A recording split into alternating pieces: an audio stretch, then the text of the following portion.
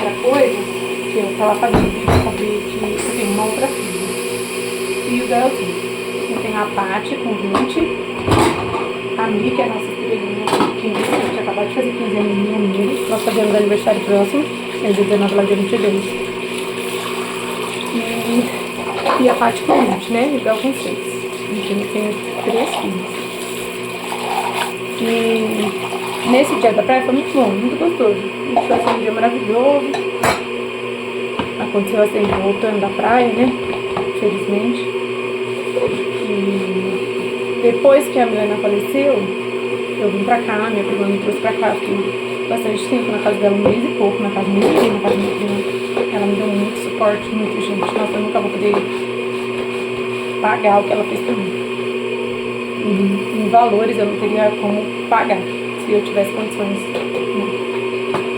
E minha tia também, minha outra prima que me acolheu, me ajudou muito, sempre foram muito presentes na minha vida, em todos os momentos. Então eu sou muito grata a Deus por elas. E depois que a minha faleceu, eu tinha o meu primo Samuel.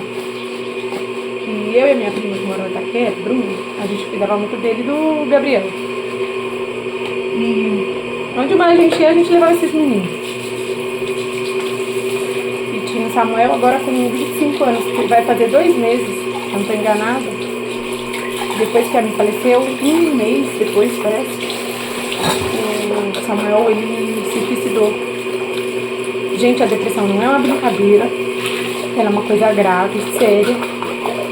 A gente acaba não levando a sério, né? A gente fala, a pessoa nunca vai ter coragem. E às vezes ele falava assim pra mim que ele queria morrer, porque ele trabalhava com a mãe dele no salão, né? Que ela tem que falar.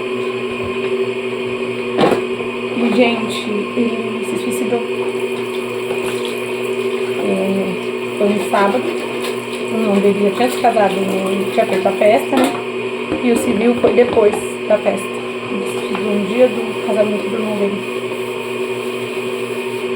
E a minha tia, até hoje, ela tá acabada.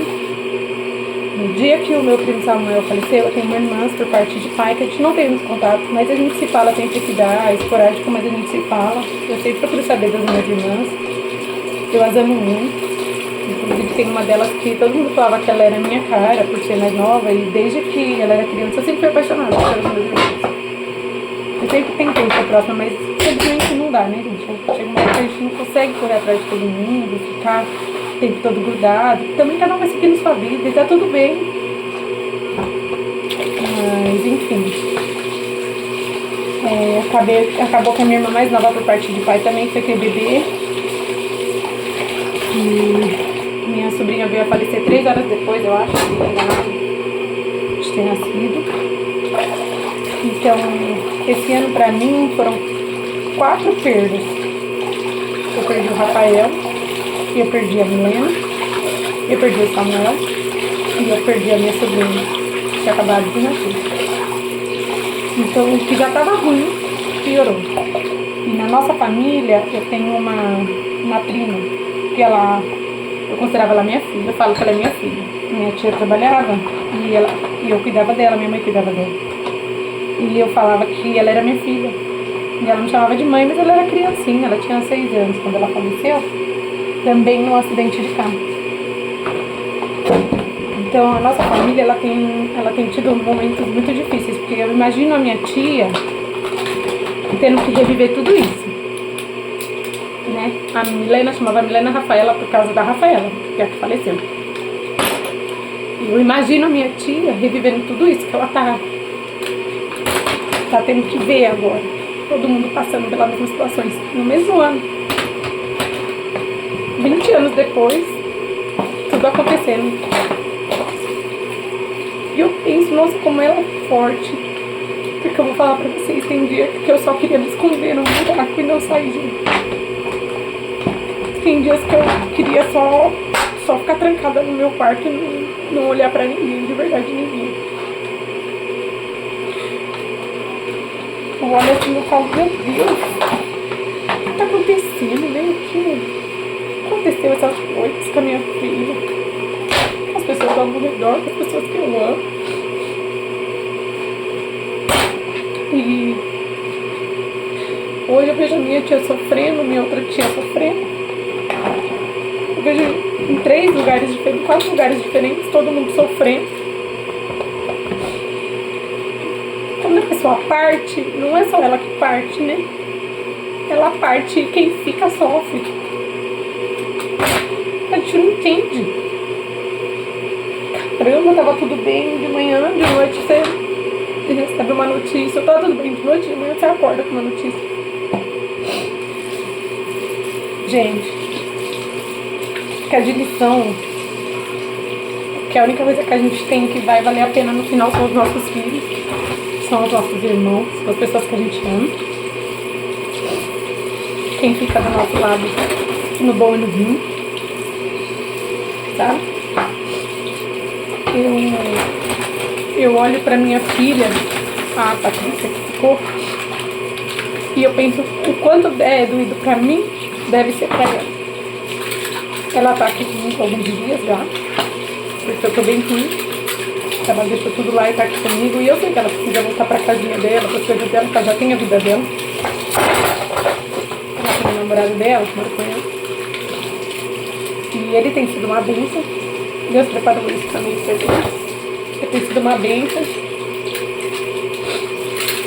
E eu penso quanto minha filha não sofre, né? Porque do jeito das duas, brigando ou não, elas eram muito próximas, porque ele sempre foi nós 3. Né? Eu não morava com o pai delas, já tô separada dele, já tem acho que 9 anos. E eu sou casada há 8 anos, tá? Com o pai do Gael, que é o meu esposo atual. Que também passa bastante perrengue, porque pra ele também não é fácil, ele me ajudou a criar elas. Ele sempre foi muito, muito presente na vida delas. Elas têm o pai delas também, a família do pai delas, eu não posso reclamar, sabe? Elas, a tia, né, os primos sempre foram muito presentes, os avós, paterno. E a Milena, ela é uma menina muito carinhosa, a Milena era a luz. Onde a minha filha ia, ela era a luz. Onde a minha filha estava, todo mundo queria estar perto. E tem sido um baque pra gente, sabe? Tem dias que a gente conversando assim, ele fala, meu, não dá pra acreditar, né? Aí ele chora também. A gente olha assim, eu só fala, por que você mudou? Porque eu não aguentei. Eu não aguentei olhar pra aquela casa e saber que ela não ia voltar da escola à noite. Que ela não ia chegar da escola, que ela não ia mais estar lá. Eu não aguentei voltar e ver o quarto da minha filha montado. E ela não ia estar lá. E esse foi um dos motivos de eu não voltar.